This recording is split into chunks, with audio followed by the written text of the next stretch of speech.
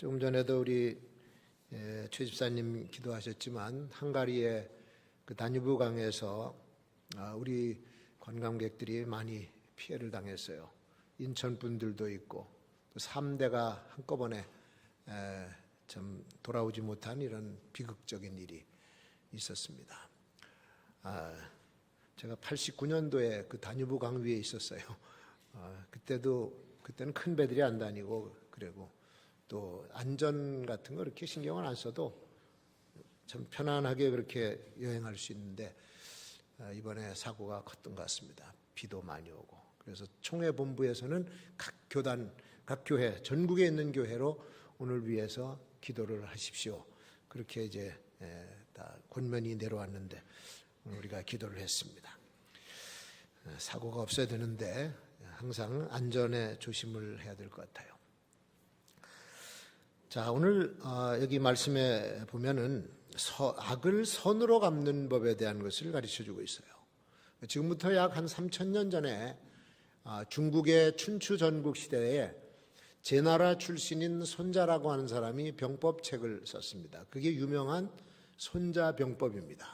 그 손자병법은 전쟁의 방법뿐만 아니라 전쟁 심리, 그 다음에 전쟁의 정신 뭐 이런 것들을 아주 상세하게 지혜롭게 수록해 놓은 그런 책인데 조조가 즐겨 읽었다 그랬고 또 나폴레옹도 늘 곁에다 두고 이 책을 읽었다고 합니다. 1차 세계대전에 패전한 독일의 비렐름 1세가 손자병법을 나중에 읽고 내가 이거 20년 전에만 읽었으면 이렇게 전쟁에 패하지 않았을 텐데 탄식했다고 그래요. 거기 모공이라고 하는 편에 보면 이런 글이 있습니다. 100번 싸워 100번 이기는 것이 최상이 아니다. 화살 한 발 쏘지 않고 상대를 굴복시키는 것이 가장 큰 승리다. 또 그 시계편에는 이런 얘기 있어요. 전쟁은 가급적 하지 말아라. 부득이하게 된다면 반드시 이겨야 된다. 전쟁은 이겨야 돼요. 패하면 아주 비참합니다. 그 다음에 허실편에서는 천리를 가도 피곤하지 않은 것은 적이 없는 곳을 가려서 가기 때문이며 공격하면 반드시 이기는 것은 적이 지키지 않는 곳을 찾아서 공격하기 때문이다. 아주 그 전쟁에 대한 지혜를 이렇게 가르쳐주고 있는데 싸우는 것이 능사가 아니고 힘으로 이기는 것이 아니라 지혜로 싸우지 않고 이기는 것이 최상이다. 그렇게 가르쳐줍니다. 오늘 본문이 가르쳐주는 교훈도 이 손자병법이 말하고 있는 흡사한 내용이라고 볼 수 있어요. 악을 악으로, 욕을 욕으로 갚지 말고 도리어 복을 빌라. 이거는 차원이 높은 교훈이에요. 그리스도인들의 호신술이고 그리스도인들의 전술 지침서고 처세법이라고 할 수가 있어요. 이 베드로전서는 로마 제국이 기독교를 극악하게 박해하는 중에 써보낸 베드로 사도의 편지입니다. 역사상 수많은 전쟁이 있었습니다. 침략전도 있었고 정복전, 보복전, 서륙전, 사륙전 다 각색의 그 싸움과 전투가 있었는데 문제는 뭐냐면 같은 편끼리 싸우고 같은 나라 같은 조정 안에서도 당이 나뉘어져서 우리 조선시대에도 남인, 북인, 노론, 소론 지역 갈등이 있었고 거기에도 계층 갈등이 있었고 이렇게 나뉘어서 싸움만 하다가 결국은 싸우느라고 정신 팔려 있는 사이에 이웃 나라들이 쳐들어왔어요. 맹수가 싸우고 있는 짐승을 보면 먹잇감으로 보는데 우리가 그렇게 당했습니다. 목덜미를 물렸습니다. 이 보복전이 바로 악을 악으로 갚는 행위입니다. 욕을 욕으로 갚고 악을 악으로 갚는 이런 전쟁이 이렇게 가면은 잔인해지고 나중에는 피를 많이 흘리게 되고 미움과 원한이 사무치게 되고 그리고는 승자도 없이 패자도 없이 그냥 다 파멸로 들어갈 수밖에 없어요. 이런 식으로 싸우면 피바람만 계속 불게 되고 애매한 사람이 죽고 나중에는 국민들 전체가 죽어요. 이 마귀의 전략과 이 악령의 코치는 사람들이 서로 미워하게 하고 서로 싸우게 만들어서 둘 다 파멸당하게 만드는 것이 바로 이게 간교한 마귀의 전략입니다. 근데 거기에 말려서 많은 사람들이 넘어가고 있어요. 베드로 사도는 9절의 말씀에서 묘수를 가르쳐 준 거죠. 악을 악으로 욕을 욕으로 갚지 말고 도리어 복을 빌라. 우리 속에는요, 인간들 속에는 하나님의 형상이 있습니다. 이미지. 하나님의 이미지가 있는데 그게 바로 선한 양심이에요. 선한 양심, 또 선한 성품, 착한 성품, 이런 것들이 하나님의 형상입니다. 우리의 삶의 동기가, 그것이 우리의 삶의 동기가 돼야지 그것 가지고 그걸 없애버리고 마귀의 형상을 닮으면 안 되죠. 그런데 이 선한 양심과 선한 성품이 때로는 강력한 무기가 돼요. 강한 무기가 됩니다. 어떻게 선한 양심이 무기가 될까? 세상 사람들은 그 반대 개념을 무기라고 생각하죠. 악한 꾀, 모략, 권모술수, 속임수, 이런 것들, 배신, 이런 것들이 결국은 이길 수 있는 힘이다. 그렇게 생각하고 지금도 계속 그 방법을 쓰고 있습니다. 그런데 하나님께서 인간에게 주신 것은 바로 이 선한 양심, 착한 성품, 이게 무기라는 거예요. 참 이게 어쨌든 하나님께서 우리에게 주신 것은 모든 것이 최상의 자원입니다. 최상의 무기고 자원이에요. 자, 인간들에게 각종 천연 자원을 줬지 않습니까? 뭐 석유도 줬고 철도 줬고 동, 뭐 아연, 뭐 이런 것들 땅에다가 갖다 묻어버렸어요. 근데 그거를 발굴을 해서 우리 인간의 문명의 이기도 만들고 그랬습니다. 가장 강력한 힘, 우라늄을 발견해요. 우라늄을 발견하고 그거를 활용해서 핵 발전을 하게 되고, 이 가공할 만한 힘이 우라늄 속에 있는 것을 발견하게 된 거죠. 그 힘으로 터번을 돌려서 엄청난 양의 전기를 발생하기도 합니다. 그러니까 이렇게 선한 양심을 가지고 선한 목적으로 쓰면은 하나님이 주신 모든 것들이 우리에게 축복을 가져다 주고 발전을 가져다 주는데, 이게 말이죠, 잘못 사용돼서 악한 성품과 하나가 되어버리면 이거는 모두를 파멸시키는 가공할 만한 무기가 되고 그것이 엄청난 자원이 돼요. 그래서 하나님이 우리에게 주신 선, 착한 양심을 가지고 악을 이겨라. 악을 이겨라. 칼은 칼을 부르고 피는 피를 부르고 보복은 또 다른 보복을 만들고, 그래서 원수가 계속 만들어지고, 그리스도인은 그 원리를 따라서 살면 안 되는 것이고, 우리는 하나님의 원리를 따라 살아야 될 줄로 믿습니다. 실제로 억울한 일 당하고 나면 속에서 우라통이 터지죠. 그런데 그렇다고 해서 화나는 대로 계속 행동하면은 돌이킬 수 없는 사고를 칠 수가 있습니다. 성경의 말씀을 따라서 이 악을 선으로 갚는 삶 속에서 기적이 나타나는 것을 우리는 실생활에서 체험을 해야 되는 것이죠. 그러다 보면 내가 기대하지 않았던 어마어마한 축복을 얻게 돼요. 영국의 2차 대전 때 지도자였던 처칠 수상이 청소년기에는 아주 건달 내지는 좀 깡패 비슷한 사람이었었던 거예요. 소위 놀던 사람이에요. 놀던 사람. 그래서 하루는 공원에 있는데 어떤 옥스퍼드 대학생이 책을 읽으면서 탁 걸어오더래요. 그러니까 그걸 보고 배알이 뒤틀려가지고 지나가면서 어깨를 탁 치고 지나가요. 그러니까 이 학생이 빙글 돌더니 옆에 있는 시궁창에 쿡 빠져버렸어요. 빠지고 보고 다 버렸지. 그런데 놀라운 사실은 이 학생이 거기서 나오더니 실례했습니다. 그러고는 책을 읽으면서 그냥 가더래. 그런데 처칠이 그때 머리 뒤통수를 한 방 맞은 것처럼 띵하게 얻어맞은 거죠. 그래서 충격을 받아가지고 자기도 얼른 서점에 가서 책을 사서 읽기 시작하고, 그리고는 훗날에 영국이 가장 어려웠을 때 훌륭한 지도자로 위기 탈출을 이끌어낸 윈스턴 처칠이 된 거예요. 만약에 그때 악을 악으로 갚는 학생이었다면 대판 싸움이 붙었겠죠. 그리고는 이런 훌륭한 지도자가 나올 수가 있었겠는가? 불량배가 되지 않았으면은 이렇게 훌륭한 사람. 그래서 우리나라 말에도 미운 놈에게 뭐 하나 더 줘요? 떡 하나 더, 미운 놈에게 떡 하나 더 주라는 말이 있어요. 참 지혜로운 어른들의 가르침입니다. 꼴도 보기 싫은 상대라고 해도 그를 위해서 뭐 조금이라도 베풀면 그게 원수 관계가 부드러워져서 평화로운 삶을 살아갈 수가 있게 된 거죠. 성경에 보면 아람 군대와 이스라엘이 항상 적대 관계로서 싸우고 있었어요. 그래서 아람이 이제 그 군사 작전을 하고 그 이튿날 이스라엘을 공격해 들어옵니다.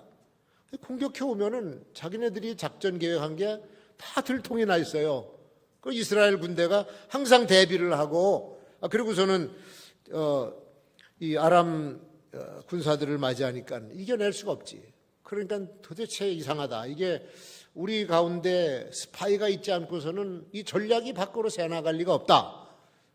누군지 좀 스파이를 찾자. 그러니까는 거기 한 신하가 이스라엘에는요, 그 엘리사라고 하는 선지자가 있는데 이 선지자는 왕이 침실에서 하는 말까지도 다 할 정도로 영험한 사람이요.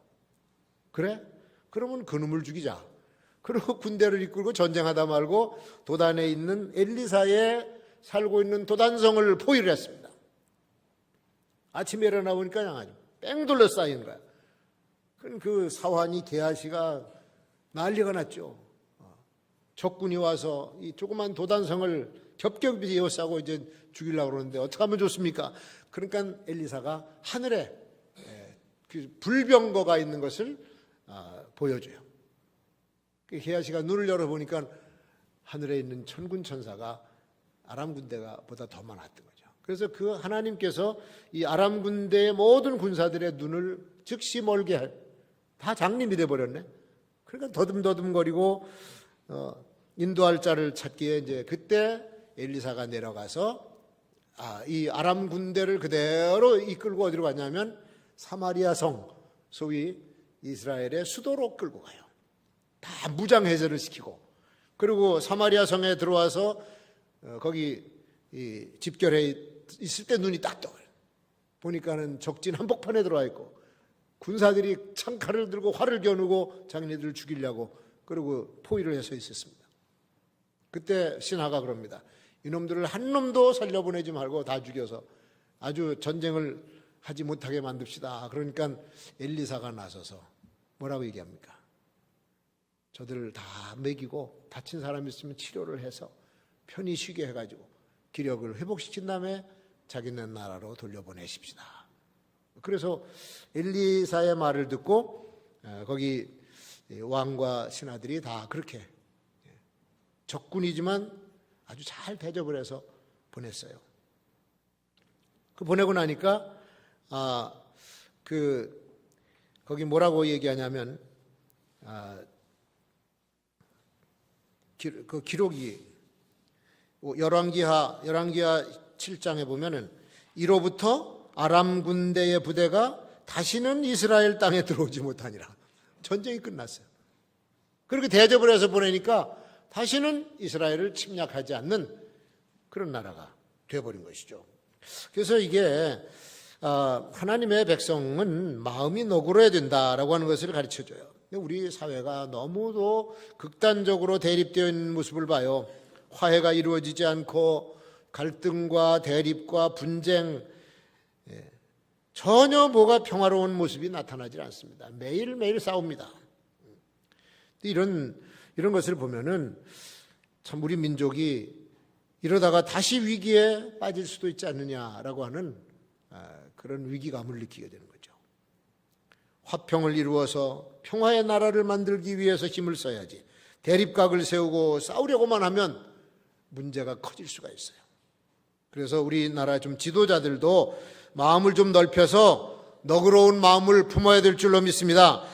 사람이 함께 살아가는 정상적인 사회를 만들어야지. 나와 다르다고 해서 다 제거하고 같은 부류끼리만 산다 그러면 그게 같은 부류만 사라지는 게 아니에요. 어느 정도 지나가다 보면은 거기서도 또 다른 부류가 생겨나고 또 싸우게 됩니다. 그때 또 제거하려고 그래요? 또 제거하려고? 그때? 그러면 북한 김정은이 하는 짓하고 뭐가 다릅니까? 아니, 하노이에 가서 회담을 하고서는 그렇게 자기가 잘못해놓고서는 부하들을 총살시키고 정치범 수용소로 보내고 누가 그 정권에 충성을 하려고 그러겠어요? 그 상황을 다 보고 있는 거기에 관리들, 지도자들이 속으로 무슨 생각을 하겠습니까? 저 정권에다가 충성하다가 내가 죽겠다. 사람은 그렇게 악에 바쳐서 막 사람을 제거하고 죽이고 그러면 안 되는 겁니다. 악은 악으로 갚으면 안 되는 거예요. 선으로 악을 갚아야 만수무강의 지장이 없어요. 그리고 두 번째 보면 11절에 열심히 이 선을 행하라. 13절에 또 너희가 열심으로 선을 행하면 누가 너희를 해하려. 사람이 다른 사람에게 원망 듣든지 원성을 듣는 원인을 보면은 잘 베풀지를 못해요. 베풀질 않아. 그러니까 베풀 수 있는 사람인데도 안 베풀고 그러면은 결국은 다른 사람들로부터 원망을 듣게 돼. 어려움에 처했을 때 찾아가서 좀 위로해 준다든지 격려해 주는 일, 이런 것들을 하게 되면 어려움 당한 사람들이 마음에 감동을 받아서 오래 간직합니다. 오래된 이야기지만 구로공단에 공장을 가지고 있는 어떤 기업의 회장이 있었어요. 교회 열심히 다니죠. 성경 공부도 잘 참석을 하고 그러는 분인데 이 공단 근로자들 봉급을 적게 주고 잘 베풀질 않으니까 늘 불평해 뒤에서 근로자들이. 그리고 회장을 뒤에서 규탄을 하고 직장생활 그렇게 하니까 좀 짜증이 나죠. 일의 능률도 안 오르고 애사심도 떨어지고. 그러니까 이게 봉급을 좀 적게 주면 당장은 수입이 좀 올라가요. 당장은 뭐 수입이 좀 올라가는 것 같지만 그러나 이것이 오래된 이익이 되진 못해. 언젠가는 그것 때문에 회사가 손해를 볼 수가 있다고 하는 겁니다. 베풀 때는 베풀어야 돼. 우리 1992년에 그 미국에서 로드니 킹 사건이 있었어요. 흑인을 백인 경찰이 아주 혹독하게 다뤄가지고 인종차별한다라고 하는 불만이 커지면서 흑인 사회에 이게 쫙 퍼져서 흑인 폭동이 일어났습니다. 근데 그 흑인 폭동이 일어난 그 지역이 한국 사람들이 한인 사회가 장사하고 있는 그런 지역이었었어요. 아메리칸 드림을 가지고 건너와서 흑인 거주 지역에서 장사해서 그 사람들로부터 돈을 벌었습니다. 그리고 고급차를 타고 다니면서 오히려 흑인들을 무시하는 태도를 보이는 사람들도 있었어. 그런데 그때 그 흑인 폭동에서 가장 피해를 입었던 사람들이 바로 그 사람들이야. 근데 간간히 흑인들을 찾아가서 도와주고 가난한 이들 도와주고 했던 그 집 상점은 건들질 않았다는 거예요. 선을 행할 줄 알고도 행치 않으면 죄라고 그랬는데 선을 행할 때 하지 않으면 그게 피해로 돌아올 수가 있는 겁니다. 사람들은 내일 어떻게 될지 아무것도 몰라. 앞날에 무슨 일이 날지 몰라. 오늘 베풀면 내일 상급으로 돌아온다고 하는 것을 명심해야 될 줄로 믿습니다. 그래서 선을 베풀 수 있을 때 부지런히 베풀어야지. 행한 대로 갚아지고 심은 대로 거두는 거예요. 90년대에 우리 필리핀 선교사였던 김강수 선교사께서 전화를 했어요. 제가 이제 선교부에 있을 때인데 필리핀에서 목사님들 한 몇 명이 갈 테니까 한국 교회를 견학하고 싶어서 간다니까 잘 좀 안내해 주세요. 그러더라고. 그래서 그러자고. 그래서 공항에서부터 숙소까지 모셔다 드리고 그 이튿날부터 내가 이제 차에다가 태워서 승합차에다 태워서 이제 한국의 유명한 데는 다 돌아다녔어요. 우리 교단 총회본부도 갔고 기독교 회관도 데려갔고 한월산 기도원도 데려가서 충현교회, 인천에 와서는 숭의교회, 서울의 여의도 순복음교회. 여의도 순복음교회는 조 목사님 만나기가 힘들어요. 그 얘기했더니 15분만 만나주겠대요. 그러더니 3, 40분 얘기했어요. 그거 다 만나서 얘기하고 찍어가고 뭐 이제 그런 안내를 다 마치고 이제 귀국을 돌려보냈죠. 그리고는 그 후에 몇 개월 후에 이제 청년들 단기 선교팀을 데리고 내가 필리핀을 갔습니다. 갔더니 내가 왔다는 소리를 듣고 거기 왔던 목사님 한 분이 자기 교회를 찾아오라는 거야. 갔더니 우리나라로 말하면 명동 한복판이야. 거기 큰 극장인데 극장을 통째로 빌려서 한 2만 명이 예배를 드리는 교회 목사더라고. 그리고 그분이 제자들이 또 각 지역에서 뭐 800명, 1000명, 2000명씩 목회하는 또 그 목회자들이 있어요. 그들이 다시 2달에 한 번씩 모여서 서로 이제 목회 컨설팅도 하고 기도하고 그렇게 사역하는 분이더라고. 근데 자기 또 기도원도 하나 만들었대요. 그래서 여기 있는 동안에 차를 하나 줄 테니까 그 차 타고선 가실 때까지 차를 승합차 하나를 내주더라고요. 그래서 그거 타고서는 시컨도로 다녔죠. 그 왔던 분 중에 한 분은 또 나 얘기 들어보니까 대통령 출마까지 한 사람이 필리핀에서 모르는 사람이 없을 정도로 Jesus is Lord, JIL 교회의 또 목사님. 그러니까 그때 왔던 사람이 상당히 유명한 사람들이 왔어요. 그래서 저녁 식사를 한번 대접하겠다고 그래서 이분이 지은 만들어놓은 그 기도원 안티폴로라고 하는 데서 기도원을 잘 만들어놨어요. 그래서 필리핀 기도원이 뭐 어떨까 그러고 한번 보니까 와 이거 아주 엄청난 기도원을 콘크리트로 해서 멋있게 만들고 마닐라 시대가 멀리 보이는데 그 산빛 아래다가 만들었는데요. 우리처럼 개인 기도실도 만들어 놓고 뭐 시설이 보통 좋은 게 아니야. 그리고 젊은 사람들이 와서 거기서 묵상하고 기도하고 하는 거를 제가 봤습니다. 거기 그 식당에다가 음식을 차려놨는데 새끼 돼지 통째로 구워 각종 필리핀 음식을 다 해서 잔치를 베풀었어요. 우리 몇 명 가지도 않았는데 아주 잔치를 베풀었어요. 그러니까 처음에 청년들이 말이죠. 눈이 휘둥그래. 깜짝 놀라가지고 이게 어쩐 일이냐 해서 내가 그랬지. 나 따라다니면 자루도 먹어. 작은 베푼 것이 큰 보상으로 다가오는 그런 것을 우리가 체험을 했습니다. 여러분 베풀 수 있을 때는 베풀어야 돼요. 봉사할 수 있을 때는 봉사를 해야 돼요. 그래야 하나님께서 거기에 따라서 갚아주실 줄로 믿습니다. 여기 16절에 보면 이제 선한 양심을 가져라. 선한 양심을 가져라.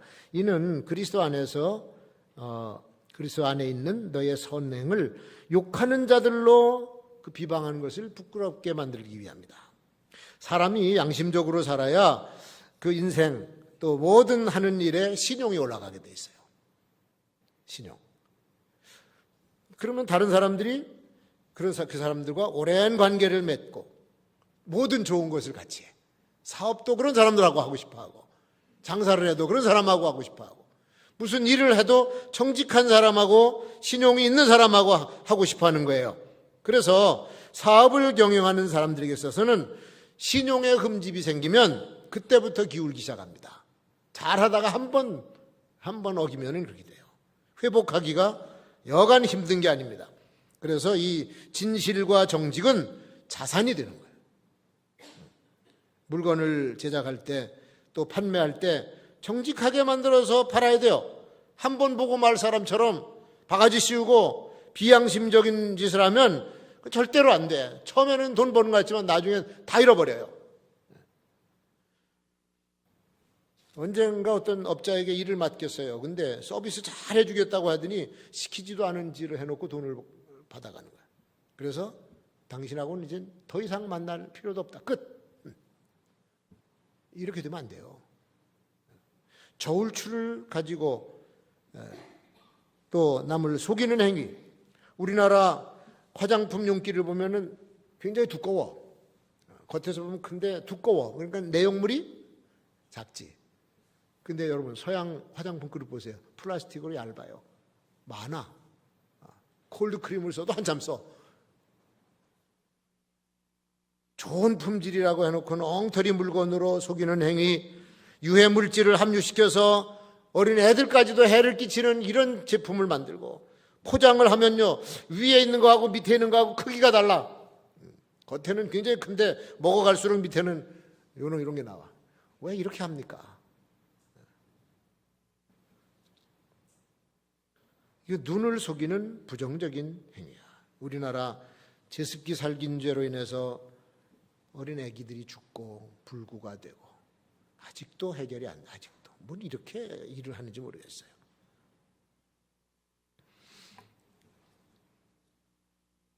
불타는 비싼 외제차도 아직도 시원하게 해결이 안 되고, 우리 헝가리에서 이렇게 다뉴브 강에서 유람선이 전복돼서 한국 관광객이 익사를 했다. 굉장히 큰 사건이죠. 생명에 대한 소중함보다는 영업에만 관심이 있고, 이제 그런 사람들이 있으면 사람이 이렇게 죽어요. 오늘날의 산업은 서비스 산업이 주종을 이룹니다. 서비스는 말 그대로 서비스예요. 다른 사람들의 편익을 돌봐주면서 그다음엔 그 대가로 받는 것이 서비스업입니다. 근데 상대방의 안전과 편의는 도외시해 버려. 그게 무슨 서비스예요? 돈 버는 적이지. 그리스도인들도 사업을 하다 보면은 반드시 이익을 남겨야죠. 이익 안 남기고 어떻게 장사가 됩니까? 그러면 공장 문 닫든지 회사 문 닫아야지. 이익을 얻는 건 당연한 일이야. 근데 그 이익이 다른 사람을 피해를 주고 내가 얻는 이익이라면 이건 기독교인이 해서는 안 되는 사업입니다. 어떤 장로님이 기업체를 가지고 경영하는데 다른 사업가들, 동료들 보면 로비도 하고 적당히 뇌물도 주고 이렇게 하면서 하는데, 이 사람은 그걸 안 하니까 주변에 같이 동업하는 이들이 답답해 죽겠다는 거예요. 당신은 왜 이렇게 답답해? 꼭 막혔냐고. 근데 만들어내는 제품은 믿을 만하거든. 그리고 약속 한번 하면 약속이 보증수표 같아. 나중에 중요한 일은 그분에게 부탁하더라는 거예요. 여러분, 편법을 쓰면요 금방 뭐 잘 될 것 같아. 그러나 그게 오래가지 못해요. 선한 것. 그래야 그 그리스도인들의 선한 것을 보면서 주변에서 욕하고 하던 사람들이 얼굴이 뜨뜻해지고 부끄러워지는 거예요. 주님의 사역을 하는 것도 충실하게 하다 보면 그 열매는 언젠가는 크게 거둔다고 하는 사실이에요. 우리가 하나님의 일을 하고 하나님의 사역을 하는데도 성실한 사역을 감당해야 될 줄로 믿습니다. 인도의 전도자였던 사두 순다싱, 순다르 싱이라, 싱은 거기 시크교도의 성이 다 싱이야. 여자는 쿠마르고 남자는 싱이야. 그 순다라고 하는 분이 예수를 믿고 뜨거운 전도자가 됐어요. 그리고 열차를 타고 어디 가는데 쪽복음을 하나씩 나눠주면서 전도를 하는데, 한 사람이 이걸 봤더니 쭉 찢어가지고 바깥으로 던져버리는 거예요. 열차 달리는데 바깥으로 떨어졌네.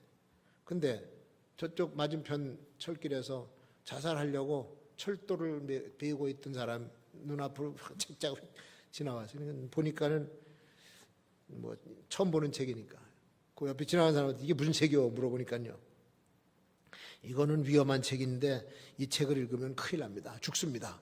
그러더래. 그래서 나 기왕에 죽을 건데 뭐, 그래서 죽을 거 그냥 읽어보자 그러면 읽으면서 거기서 성령님의 감동으로 예수를 믿게 되고 살아난 줄로 믿습니다. 복음 쪽의 일부분을 읽고도 하나님께서 그걸 통해서 한 사람의 영혼이 살아나. 여러분, 전도도요 안 되는 것 같지만, 수없이 전도지를 뿌리고 수없이 다녀도 안 되는 것 같지만 결국은 그거 하나 때문에 한 사람이 변화가 일어나고 그 사람이 엄청난 사역을 감당하는 그런 사람이 됐어요. 전에 소개드린 조지 버버라고 하는 OM 총재도 어떤 할머니가 자기 학교에 와서 요한복음 축복음 전도 전해주는 거 하나를 읽고선 지금 세계를 움직이는 선교기관의 대표가 된 거죠. 창설자가. 한 사람이 어떻게 변할지 몰라. 오늘 서론에서 선한 양심의 능력을 말씀드렸습니다. 선으로 악을 이기는 것이 사람 생명을 살리는 길인 줄로 믿습니다. 그 길만이 세상의 모든 다툼을 종식시키고 무질서를 없애고 영원한 하나님 나라를 만들어가는 비결이 비결. 선으로 악을 이기시기를 주의 이름으로 축원합니다.